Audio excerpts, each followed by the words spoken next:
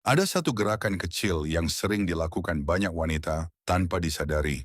Begitu kecil hingga luput dari perhatian hampir semua pria, tetapi menyampaikan lebih banyak makna dibanding 1 jam percakapan penuh. Setelah selesai membaca ini, kamu akan bisa mengenalinya dalam hitungan detik, musik, bahkan sebelum lawan bicaramu selesai berbicara. Dan yang menarik, musik menurut berbagai penelitian komunikasi nonverbal, orang yang melakukannya pun seringkali tidak menyadari bahwa ia sedang melakukannya. Berbagai penelitian mengenai perilaku nonverbal sepakat pada satu hal, orang tidak menyapa semua orang dengan cara yang sama, dan perbedaan itu bukan lahir dari keputusan sadar, melainkan dari reaksi yang terjadi di otak bahkan sebelum mulut terbuka. Studi-studi di bidang ini menemukan bahwa di hadapan seseorang yang menimbulkan ketertarikan, bahasa tubuh bisa berubah secara nyata. Postur, gestur, ritme bicara, semuanya berubah tanpa ada niat di baliknya. Dan disinilah masalahnya. Selagi kebanyakan orang sibuk memikirkan apa yang akan mereka katakan, mereka sepenuhnya melewatkan pesan yang sebenarnya sudah tersampaikan tanpa kata-kata. Musik sapaan adalah sinyal pertama, pintu gerbangnya, dan siapa yang tidak bisa membacanya akan melewatkan informasi berharga yang jarang terulang dengan cara yang sama. Sebelum melanjutkan, ada baiknya diperjelas dulu. Semua ini bukan opini yang dibungkus sebagai fakta. Ini didukung oleh psikologi perilaku dan studi komunikasi nonverbal yang telah direplikasi di berbagai konteks sosial selama bertahun-tahun. Ada satu bentuk sapaan yang hanya diperuntukkan bagi satu jenis orang yang sangat spesifik. Tidak digunakan untuk teman, tidak digunakan untuk rekan kerja, hanya digunakan untuk orang yang menempati ruang berbeda di dalam pikiran. Sebelum sampai ke sinyal terakhir itu, ada baiknya memahami dulu sinyal-sinyal sebelumnya, agar perbedaannya terlihat jelas nanti. Mari mulai dari sesuatu yang tampak sepele, namun ternyata menjadi salah satu sinyal paling mengungkap yang ada. Menyebut nama saat menyapa. Ketika seseorang menyapa dan menambahkan nama lawan bicaranya, ada sesuatu yang aktif di dalam pikiran, jauh melampaui sekadar sopan santun. Halo, apa kabar? Tidak sama dengan, halo Andi, apa kabar? Musik. Terdengar mirip, tapi tidak sama. Dale Carnegie, salah satu tokoh rujukan paling sering dikutip dalam hubungan antar manusia, pernah menulis kalimat yang kemudian menjadi prinsip dalam psikologi sosial. Nama seseorang adalah, bagi orang itu, suara paling merdu dalam bahasa apapun. Dan ia tidak salah. Musik menyebut nama seseorang saat menyapa adalah sesuatu yang lebih sering disimpan otak untuk orang-orang yang benar-benar penting. Musik itu memisahkan orang tersebut dari yang lain, menempatkannya di bawah sorotan yang berbeda. Bayangkan begini, ketika seseorang tidak menimbulkan ketertarikan tertentu, sapaan menjadi otomatis, datar, hampir seperti formalitas. Musik. Tapi ketika orang itu penting, nama itu keluar hampir tanpa disengaja, seolah tubuh perlu menegaskan, aku mengenalimu, aku mengingatmu, kamu bukan sekadar orang biasa. Berbagai penelitian komunikasi interpersonal menemukan bahwa penggunaan nama secara berulang cenderung meningkat ketika ada muatan emosional atau ketertarikan terhadap lawan bicara. Ini bukan kebetulan, ini adalah pola yang terus terulang. Lain kali seseorang menyapa dengan menyebut nama orang lain, disertai intonasi khusus itu, layak untuk diperhatikan. Itu bukan sekadar sapaan biasa. Itu adalah pernyataan yang menyamar sebagai sopan santun. Sekarang sesuatu yang bahkan lebih sulit disembunyikan. Sentuhan fisik yang tidak perlu. Sentuhan yang tidak punya alasan logis untuk ada, tapi tetap dilakukan tubuh. Sentuhan ringan di bahu, pelukan yang berlangsung setengah detik lebih lama dari biasanya, tangan yang menyentuh lengan sambil berkata, senang sekali musik bisa ketemu kamu. Orang-orang cenderung sangat selektif soal kontak fisik. Dr. Helen Fisher, antropolog biologis, dan salah satu peneliti paling dikenal dalam studi cinta dan ketertarikan, telah menjelaskan dalam beberapa penelitiannya bahwa sentuhan berkaitan langsung dengan pelepasan oksitosin, hormon yang terhubung dengan rasa kelekatan.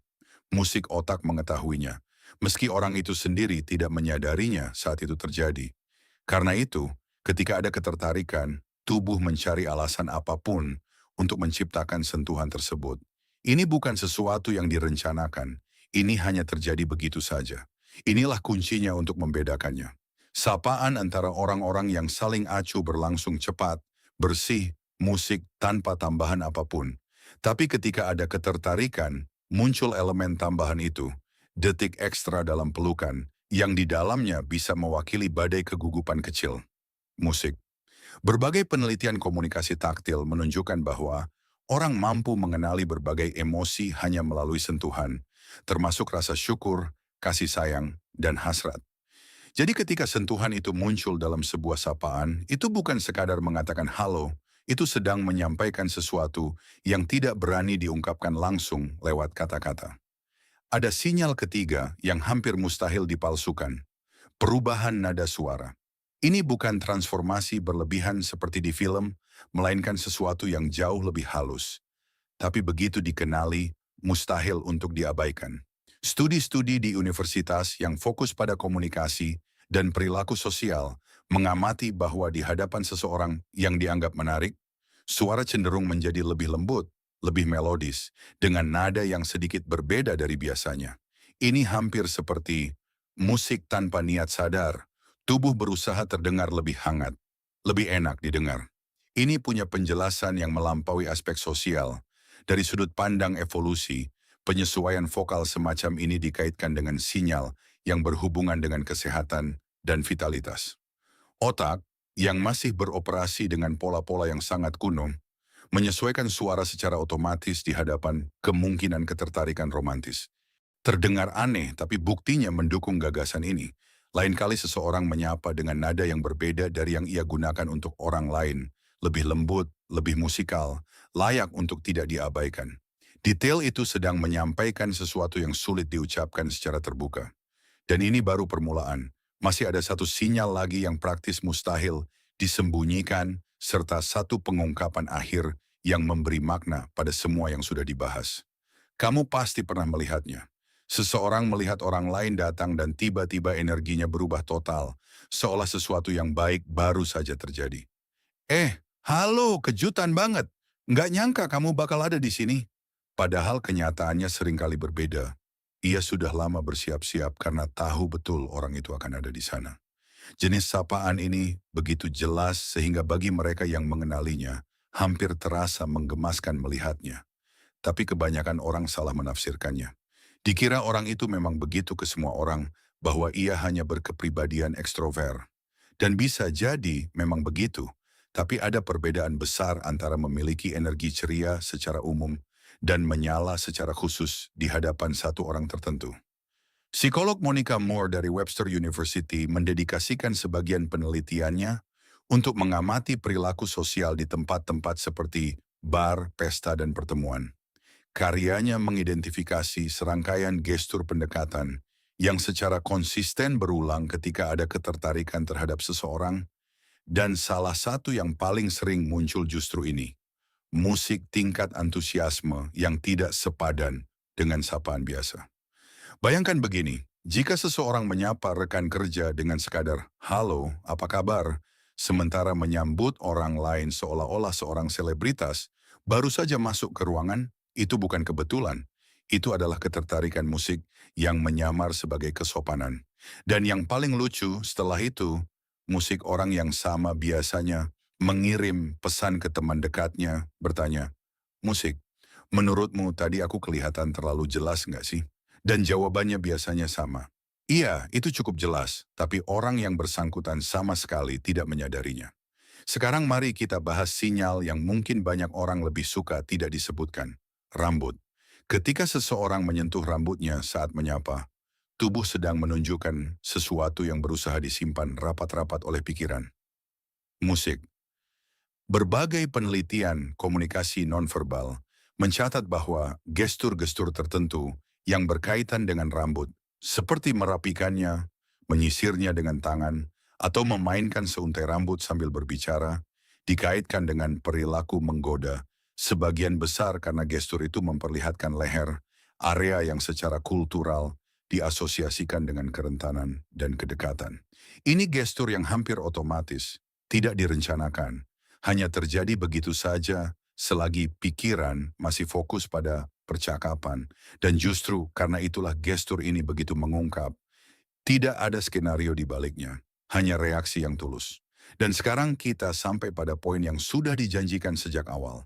Sapaan yang dikhususkan hanya untuk satu orang bukanlah sapaan yang terulang kepada sembarang orang, bahkan kepada orang-orang terdekat sekalipun. Ia berbeda, dan begitu seseorang belajar mengenalinya, tidak ada cara untuk mengacaukannya dengan hal lain. Sapaan itu menggabungkan musik hampir bersamaan beberapa sinyal sebelumnya. Nama yang diucapkan dengan intonasi berbeda, kontak fisik yang berlangsung sedikit lebih lama dari biasanya, perubahan nada suara, dan energi yang langsung menyala begitu orang itu muncul. Ketika semua sinyal ini muncul bersamaan, ini bukan lagi sekadar gestur terpisah, melainkan sebuah pola yang utuh. Dan pola itu berdasarkan bukti yang tersedia dalam psikologi sosial dan komunikasi nonverbal, biasanya hanya muncul di hadapan orang yang menempati tempat khusus di dalam pikiran orang yang menyapa. Alasan dibaliknya bukanlah misteri atau sesuatu yang magis. Otak manusia memprioritaskan sumber daya perhatian dan ekspresivitas pada rangsangan yang dianggap relevan. Ketika seseorang menimbulkan ketertarikan yang tulus, sistem saraf merespons dengan aktivasi fisiologis yang lebih tinggi, dan aktivasi itu tak terelakkan merembes ke bahasa tubuh, meski orang itu berusaha mengendalikannya. Karena itu, nilai sesungguhnya dari semua ini bukan terletak pada menghafal daftar gestur satu persatu, melainkan pada belajar mengamati keseluruhannya. Satu sapaan yang berdiri sendiri bisa punya 1000 penjelasan berbeda. Musik kelelahan, rasa malu, sopan santun, hari yang buruk. Tapi ketika beberapa sinyal muncul bersamaan pada orang yang sama, berulang di hadapan individu yang sama pula, kemungkinan bahwa ada sesuatu yang lebih dari sekadar kesopanan meningkat secara signifikan. Jadi lain kali seseorang menyapa dengan cara tertentu, ada baiknya tidak berhenti hanya pada kata-katanya. Musik. Perhatikan keseluruhannya. Nama, sentuhan, nada suara, energi, gestur pada rambut. Tidak ada satupun elemen ini yang menjadi bukti mutlak jika berdiri sendiri, tapi bersama-sama, semuanya menceritakan sebuah kisah yang jarang salah. Tubuh, tidak seperti kata-kata, tidak selalu bisa berbohong.